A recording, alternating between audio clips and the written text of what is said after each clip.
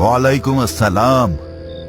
আজ গরুস্থানে কাম নাই, খবর পাইলাম পদ্মা দিঘির পানি কমছে।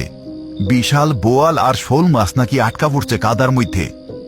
চল আজ মাছ ধরতে যাই। পদ্মা দিঘি? ওই দিঘি তো গ্রামের সীমানার বাইরে। আর শুনছি ওইখানে নাকি খারাপ বাতাস আছে, মনুবীরা মানা করে ভাইজান। আমি লগে থাকলে তোর আবার কিসের ডর? তুই কি আমারে বিশ্বাস করস না রতন? নাকি বিয়া কইরা বউয়ের আসলে বাইন্ধা গেলি? সিসি ভাইজান, কি যে কন! আপনি কইলে আমি আগুনের নদীতেও নামতে পারি।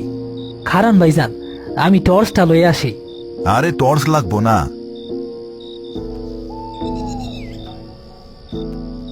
আইসকা চাঁদের আলোই যথেষ্ট। লগে শুধু একটা ধামা নে। রতন ঘর থেকে একটা ধামা নিয়ে বেরিয়ে এলো।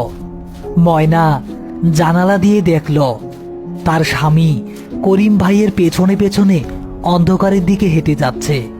কিন্তু ময়নার মনে একটা খটকা লাগলো। করিম ভাই তো সবসময় ডান পায়ে হাঁটা শুরু করে, কিন্তু আজ বাম পায়ে হাঁটলো কেন? আর তার শরীর থেকে কেমন একটা পচা ডোবার গন্ধ ভেসে আসছে বাতাসে।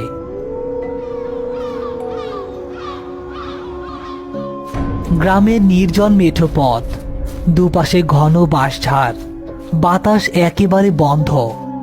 করিম হনহন করে হাঁটছে, রতন তার সাথে তাল মেলাতে পারছে না। ভাইজান, একটু আস্তে হাঁটেন। আপনার পায়ে কি চাকা লাগাইছেন নাকি? আর আপনি আজকে কথা কইতাছেন না কেন? মাছের ধ্যানে আছি রতন, কথা কইলে মাছ পালায়।